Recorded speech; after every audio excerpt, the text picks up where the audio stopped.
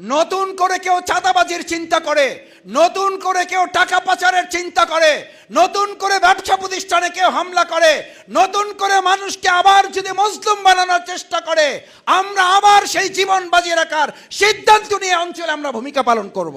এই সমস্ত স্বাধীনতা যোদ্ধা, বীর মুক্তি যোদ্ধারা, বীর যোদ্ধারা জীবন বাজি রেখে হাত হারিয়ে, পা হারিয়ে, চোখ হারিয়ে যে সুন্দর এক স্বস্তির নিঃশ্বাস ফেলার বাংলাদেশ আমাদেরকে তারা উপহার দিয়েছে, এরকম একটা বাংলাদেশ দিতে পেরে আমরা হসপিটালে তাদেরকে জিজ্ঞেস করেছি, তার পা হারিয়ে গেছে, তার চোখ অন্ধ হয়ে গেছে, তার হাত কেটে ফেলতে হয়েছে, কিন্তু আমরা তাকে জিজ্ঞেস করেছি আপনার কি কোনো কষ্ট আছে?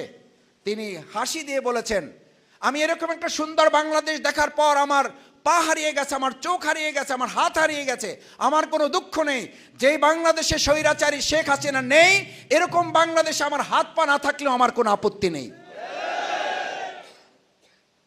তার মানে আমাদের এই পা হারা, আমাদের এই হাত হারা, আমাদের এই চোখ হারা, আমাদের এই শিক্ষার্থী ছাত্র জনতা, আমাদের এই কুলি মজুর শ্রমিক ভাইয়েরা জীবন বাজি রেখে যে সুন্দর বাংলাদেশ নিয়ে এসেছেন, সেই বাংলাদেশকে এগিয়ে নিয়ে যাওয়ার দায়িত্ব পালন করতে গিয়ে যদি আমাদেরকেও জীবন দিতে হয়, এই জীবন দেওয়ার জন্য কি আমরাও সবাই প্রস্তুত থাকবো ইনশাআল্লাহ? আল্লাহ তাআলা আমাদের সব হাতগুলো কবুল করুন। সম্মানিত ভাইয়েরা, আজকের এই হাত তোলাই শুধু আমাদের দায়িত্ব নয়।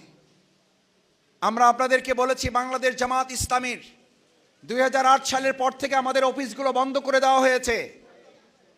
দেশপ্রেমের এই চেতনাকে লালন করার অপরাধে, ইসলামের কথা বলার অপরাধে, মানুষের অধিকারের কথা বলার অপরাধে আমাদের শীর্ষ নেতৃবৃন্দকে ফাঁসিতে ঝুলানো হয়েছে। আমাদের ঘর বাড়িগুলো বুলডোজার দিয়ে ভেঙে দেওয়া হয়েছে। আমাদের গরিব কর্মকর্তা কর্মচারীদের চাকরিগুলো শেষ করে দেওয়া হয়েছে। আমাদের ব্যবসা প্রতিষ্ঠানগুলোকে বন্ধ করে দেওয়া হয়েছে। আমাদেরকে এক সেকেন্ডের জন্য অধিকার আদায়ের আন্দোলনে থামিয়ে দেওয়া যায় নাই।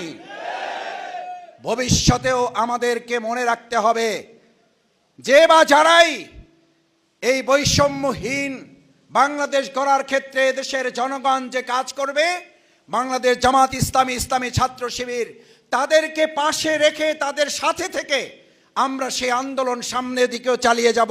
কারণ এরকম একটি বাংলাদেশ গড়ার পিছনে যদি আবার নতুন করে কেউ চক্রান্ত করে, নতুন করে কেউ চাঁদাবাজির চিন্তা করে, নতুন করে কেউ টাকা পাচারের চিন্তা করে, নতুন করে ব্যবসা প্রতিষ্ঠানে কেউ হামলা করে, নতুন করে মানুষকে আবার যদি মজলুম বানানোর চেষ্টা করে, আমরা আবার সেই জীবন বাজি রাখার সিদ্ধান্ত নিয়ে অঞ্চলে আমরা ভূমিকা পালন করব।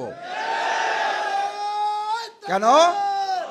কারণ সম্মানিত ভাইগণ, আজকে যে বাংলাদেশের অন্তর্বর্তীকালীন সরকার দায়িত্ব পালন করছেন, তারা পরিষ্কার বলেছে এই দায়িত্ব পালন তারা করার জন্য আসেন নাই, বরং জনগণ, ছাত্র জনতা তাদেরকে আহ্বান জানিয়েছে।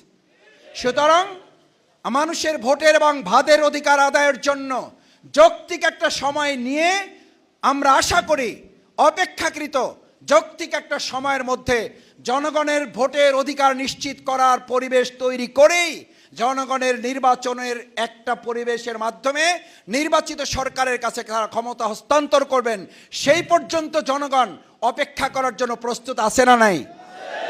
আছে। কারণ 15.5 বছর আমাদেরকে ভোট দিতে দেওয়া হয় নাই। শুধু ভোট দিতে দেওয়া হয় নাই বললে ভুল হবে। ভোট দেওয়ার চিন্তা করলেও তাকে আগে গ্রেপ্তার করে গুম করে ফেলা হয়েছে। ভোট দেওয়ার জন্য কেউ সিদ্ধান্ত নিলে তার ঘর বাড়িগুলোকে জ্বালিয়ে দেওয়ার সিদ্ধান্ত নেওয়া হয়েছে। সুতরাং সেই 15.5 বছরের অন্তর্জ্বালা যারা আমরা বুকে ধারণ করেছি, মাসের পর মাস নয়, বছরের পর বছর, একবার নয় একাধিকবার আমাদেরকে জেলখানায় নিয়ে আসা হয়েছে। এখানে এমন অনেক মুসলিম ভাইরা আছেন যারা নিজেরা মনে করেন আমাদের বেঁচে থাকার কথা না, আমরা এখন বোনাস লাইফ মেনটেন করছি।